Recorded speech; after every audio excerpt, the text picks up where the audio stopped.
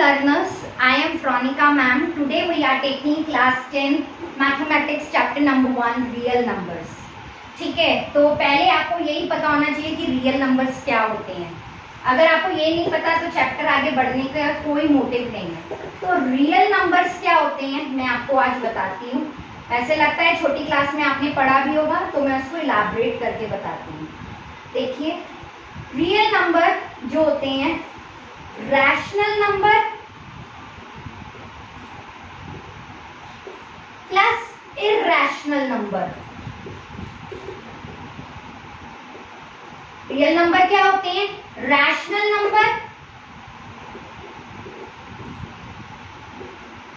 Plus irrational number को आप add कर दीजिए या कंबाइंड कर दीजिए तो वो आपके रियल नंबर्स बनते हैं. अब रियल नंबर को हम किससे डिनोट करते हैं? Q से. और इरैशनल नंबर को हम किससे डिनोट करते हैं? Q1 से. रियल नंबर को हम किससे डिनोट करते हैं? Q से. और इरैशनल नंबर को हम करते हैं Q डैश से. अब रियल रैशनल नंबर क्या होते हैं? रियल नंबर तो मैंने आपको बता दिया, rational number plus irrational number. अब रैशनल नंबर क्या होते हैं? कोई भी चीज, कोई भी टर्म्स, कोई भी डिजिट जो आपको फ्रैक्शन फॉर्म में नजर आए, मतलब p बाय q की फॉर्म में नजर आए. फ्रैक्शन समझ लीजिए, आप छोटी क्लास में फ्रैक्शन पढ़ के आते हैं ना, जैसे फॉर एग्जांपल 3/5 की फॉर्म में नजर आए, वो क्या होता है? रैशनल नंबर होता है. लेकिन एक कंडीशन है उसमें, जो नीचे का जो डिनोमिनेटर होता है q, वो 0 नहीं होना चाहिए. ध्यान दीजिएगा, रैशनल नंबर कौन से होते हैं? जो p बाय q की फॉर्म में होते हैं, प्लस जिनका डिनोमिनेटर 0 नहीं होना चाहिए, उसे हम रैशनल नंबर बोलते हैं. अब इरैशनल नंबर क्या होता है? इसका उल्टा, जो p बाय q की फॉर्म में ना हो, जो फ्रैक्शन की फॉर्म में ना हो, होते हैं इरैशनल नंबर्स. अब रैशनल नंबर के अंदर क्या क्या आते हैं? Natural number, whole number, integers, plus क्या आते हैं? Even number, odd number, prime number, composite number. They all are rational number. आई बात समझ में? तो real number is nothing but a combination of rational number plus irrational number. अगर आपको ये समझ में आ गया ना, तो आपको इस चैप्टर का मतलब समझ में आ गया कि रियल नंबर क्या होते हैं. क्लियर है? अब हम उसके बाद बढ़ते हैं इस चैप्टर में. अब जो मेन असली टॉपिक है, यूक्लिड्स डिवीजन एलॉगरिथम. अब एलॉगरिथम क्या होता है? फॉर एग्जांपल, अगर मेरे को बनानी है चाय घर में, तो चाय बनाने के लिए जितना भी सामान का मैं इस्तेमाल कर रही हूँ, पैन से लेकर टिल, वो चाय जब तक नहीं बन जाती, तो मैंने क्या क्या स्टेप्स फॉलो करे उस चाय को बनाने में. पहले मैंने एक पैन लिया, उसमें मैंने पानी डाला, उसमें मैंने चाय पत्ती डाली, फिर मैंने चीनी डाली. तो जो जो मैंने स्टेप्स फॉलो करे उसी को बोलते हैं एलॉगरिथम. और डिवीजन के क्या क्या स्टेप्स मैंने फॉलो करे, डिवाइड करने के मैंने क्या क्या स्टेप्स फॉलो करे, उसे बोलते हैं डिवीजन एलॉगरिथम. फॉर एग्जांपल, मान लीजिए ये रैशनल नंबर है. Rational number is this 12/7. This is rational number. This is numerator, this is denominator. ये फ्रैक्शन की फॉर्म में है, तो हम हमेशा न्यूमरेटर को कहाँ रखते हैं? अंदर रखते हैं. डिनोमिनेटर को बाहर रखते हैं. ऊपर वाली चीज को हमेशा अंदर रखते हैं, नीचे वाली चीज को हमेशा हम बाहर रखते हैं. अब इसे भाग करो, डिवाइड करो. 7 बनता 7, तो 12 में से 7 गए, 8, 9, 10, 11, 12, तो क्या बचा? 5. तो 5 क्या है हमारा? रिमाइंडर. छोटी क्लास में पढ़ के आए हो ना, 5 इज रिमाइंडर, 1 इज क्वोशिएंट. याद आया कुछ? 12 is dividend and 7 is your divisor. एक फॉर्मूला भी पढ़ के आए होंगे, dividend is equal to divisor into quotient. अब इसमें हम क्या करते हैं? Plus remainder. अब तुम सोच रहे होगे कि मैम इसको क्यों पढ़ा रही हैं, मैम ये क्यों पढ़ा रही हैं? इसका यूज है जब भी पढ़ा रही हो कि डिवीजन के लिए हमने क्या क्या स्टेप्स फॉलो करे, डिवाइड के लिए मैंने क्या क्या स्टेप्स फॉलो करे. और यूक्लिड्स ने क्या कहा? यूक्लिड्स ने डिवीजन एचसीएफ के थ्रू कैसे निकाला जाता है, वो यूक्लिड्स ने दिया है. यूक्लिड्स ने डिवीजन निकालने का मेथड बताया है HCF के थ्रू, तो वो किसने दिया है? यूक्लिड्स ने, इसलिए इसका नाम रख दिया यूक्लिड्स डिवीजन एल्गोरिथम। आया समझ में? अब इसके लिए अब हम क्वेश्चंस करते हैं, फिर मैं आपको आगे और कुछ भी बताऊंगी। आप ध्यान से सुनते रहिएगा बस, ठीक है? तो हम एक एग्जांपल ले रहे हैं, देखिए, यूजिंग यूक्लिड्स डिवीजन लेमा। अब बच्चे पूछते हैं मैम ये लेमा क्या होता है? Find the HCF of 8 and 12। अब देखिए क्या होता है, लेमा क्या होता है? फॉर एग्जाम्पल ना, मैं आपको एक स्टेटमेंट लेके बोलती हूँ, the sun rises in the east. ये प्रूव्ड स्टेटमेंट है कि सन जो है ईस्ट से उगता है, ठीक है? अब इसी को मैं प्रूव अनदर वे में करके दिखाती हूँ, sun rises in the east and sets in the west. ये बात प्रूव्ड है कि सूरज कहाँ से उगता है? ईस्ट से, और डूबता कहाँ है? वेस्ट में। तो लेमा क्या होता है कि एक प्रूव स्टेटमेंट को अलग से अनदर स्टेटमेंट में प्रूव करना, उसे हम लेमा कहते हैं। आई बात समझ में? मैंने एक एग्जांपल देके बताया है आपको। अगर मैं अपने इकोनॉमिक्स का एग्जांपल लूं तो मान लीजिए इंक्रीज इन प्राइसेस, प्राइस बढ़ रहे हैं, that is true statement, price बढ़ रहे हैं। अभी अब प्राइस बढ़ रहे हैं तो उसका अलग स्टेटमेंट क्या होगा? प्रूव वाला, demand will fall, demand will fall. तो ये लेमा होता है कि एक स्टेटमेंट है, प्रूव्ड स्टेटमेंट, कि ये तो मैंने आपको बताया ना स्टेटमेंट प्रूव्ड है, जैसे अर्थ इज राउंड, वाक्य में अर्थ इज राउंड, ये प्रूव्ड स्टेटमेंट है, और मैं उसी से कोई अलग प्रूव्ड स्टेटमेंट बना दूं, उसे बोलते हैं लेमा। क्लियर हुआ? अब HCF को क्या बोलते हैं? आप छोटी क्लास में पढ़ के आए होंगे, अगर आपको याद हो तो। HCF इज हाईएस्ट, H माने हाईएस्ट, C माने कॉमन, F माने factor, highest common factor, highest common factor.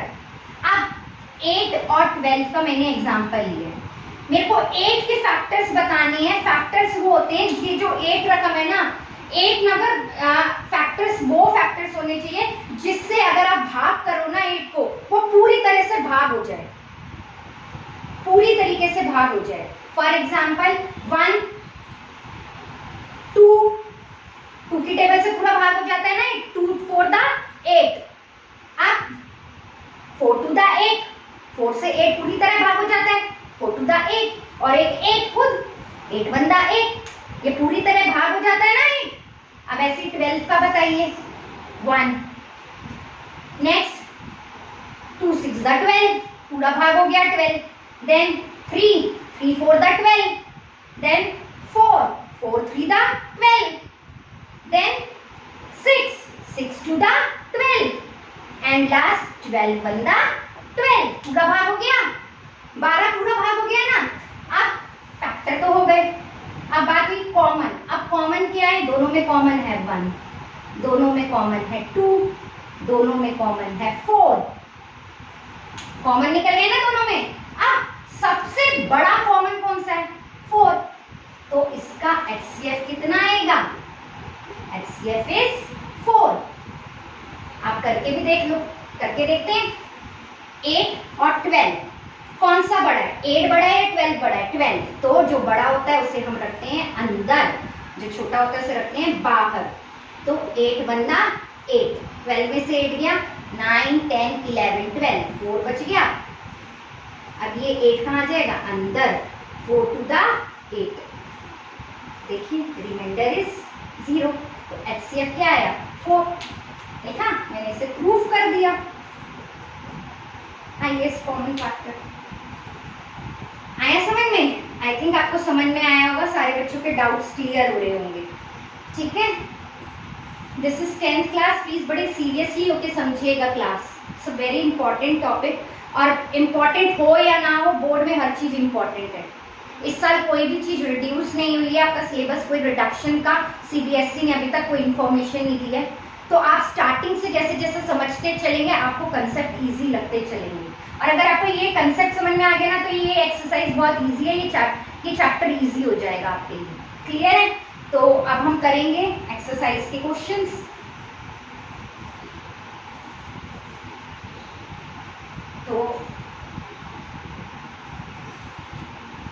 तो यूजिंग एक्सरसाइज क्या चल रही है आपकी 1.1, क्वेश्चन नंबर 1 का फर्स्ट पार्ट करेंगे हम। फाइंड द एचसीएफ ऑफ, क्या है आपके क्वेश्चन में, 135 and 225।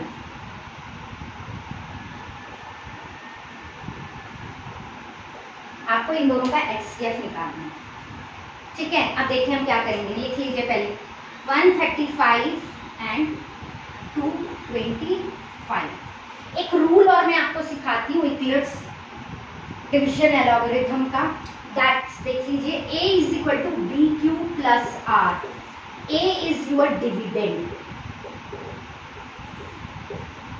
b is your divisor,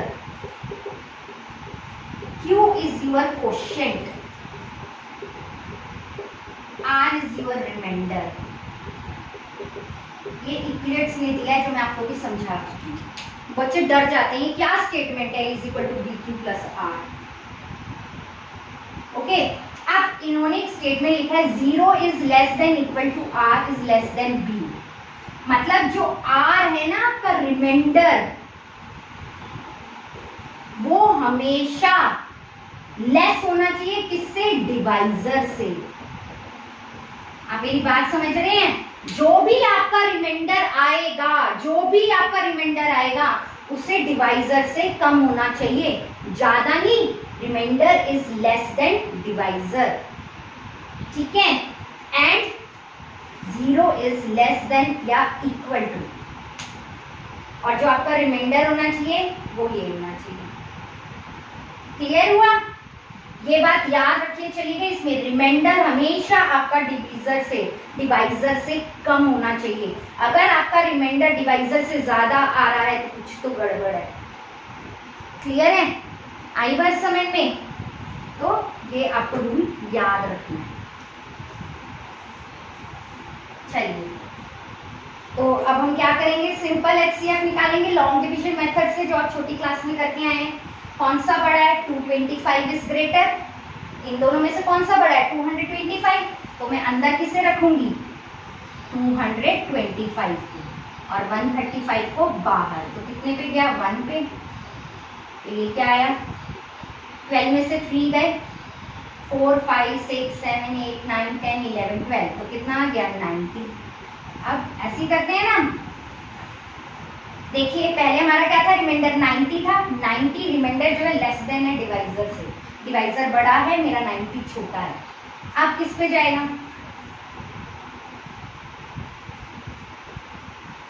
1 पे जाएगा आगे। तो गया 5, 9 के बाद 13 में से 9 गए, 9 के बाद 10 11 12 13 45। फिर किस पे गया, 45 टू द 2 5 द 10 2 4 द 8 9। तो किस पे गया, ये 90। देखिए रिमाइंडर क्या आ गया मेरा, 0। तो रिमाइंडर 0 लाना है। क्लियर है? रिमाइंडर में को क्या लाना है, एंड में 0। तो मेरा एचसीएफ कितना आया, एचसीएफ इज 45। अब मैं आपको इसको इसी स्टेटमेंट से करके दिखाऊंगी। a is equal to B Q plus are.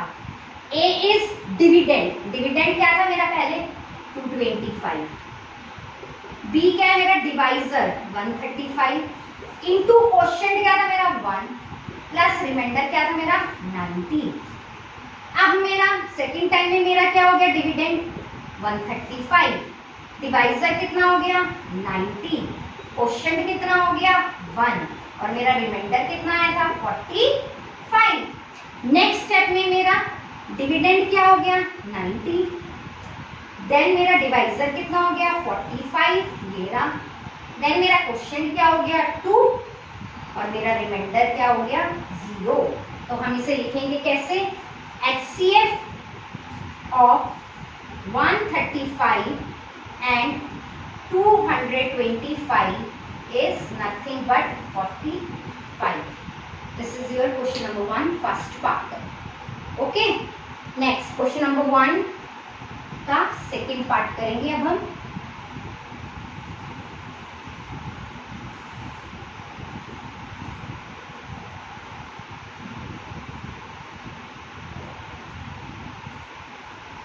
तो हमें क्या एग्जाम्पल दे रखा है सेकंड पार्ट के लिए,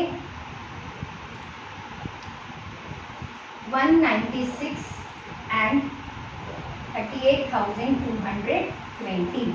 ये हमारा क्वेश्चन नंबर 1 का सेकंड पार्ट है। अगेन 196 and 38,220 कौन सा बड़ा है? 38,220, तो हम इसे अंदर रखेंगे, एंड 196 छोटा है तो हम इसे बाहर रखेंगे।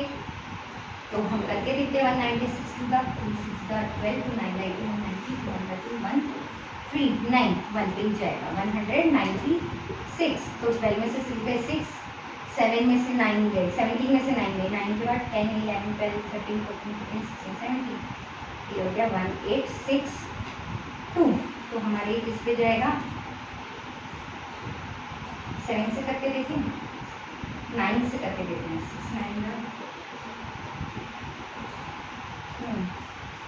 7 6 42 7 9 60 का 62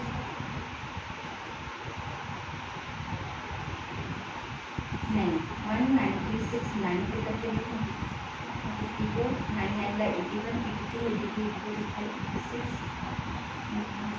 इस पे जाएगा 9 पे 1764 12 में से 4 गया 8 15 में से 4 गया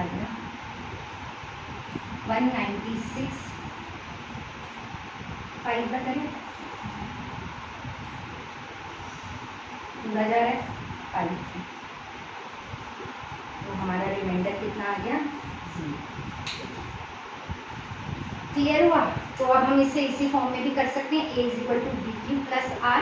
a क्या है मेरा? डिविडेंड 38,220, डिवाइजर क्या है मेरा? 196 इंटू क्वोशिएंट क्या है मेरा? 195 प्लस रिमाइंडर कितना आया? 0। तो HCF क्या आया मेरा? 196। HCF of 196 and 38,220 is 196. This is your second part, and the last part we are taking third part, question number 1 third part. I think आपको क्लियर हो रहा होगा।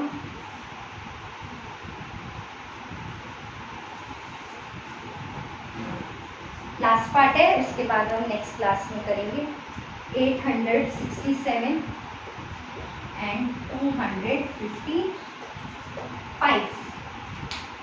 ओके, तो देख लीजिए आप लोग कैसे करेंगे हम इसे।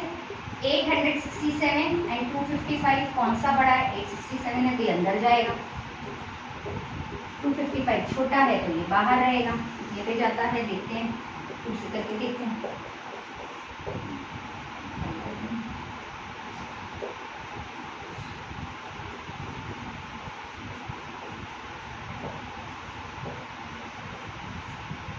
ठीक है,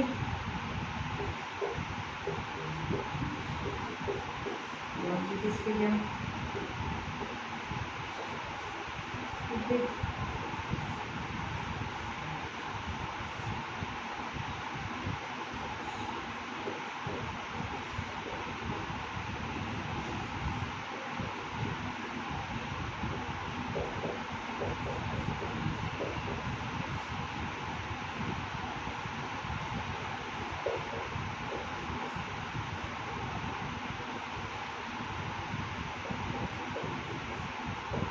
पे जा रहा है पूरा, तो रिमाइंडर इज 0। तो HCF कितना आया हमारा? 51। तो HCF आपका कितना आया? 51। तो हम इसे लिख भी सकते हैं a = bq + r। तो a क्या है हमारा? डिविडेंड। डिविडेंड है हमारा 867, जो अंदर होता है वो डिविडेंड होता है। डिवाइजर इज हमारा 255 इंटू क्वोशिएंट आया हमारा 3 प्लस हमारा रिमाइंडर था 102। देन हमारा डिविडेंड क्या आया था? फिर हमने डिविडेंड किसे बनाया? 255 को। डिवाइजर था हमारा 102 इंटू क्वोशिएंट हमारा 2 प्लस रिमाइंडर हमारा 51। देन हमारा डिविडेंड था 102, हमने डिवाइजर किसे बनाया 51 को, इनटू क्वेश्चन था 2 प्लस रिमाइंडर था 0। तो HCF of 867 and 255 is 51. That's it. This is your question number 1, third part. आगे के जो क्वेश्चंस हैं वो मैं आपको नेक्स्ट क्लास में बताऊंगी।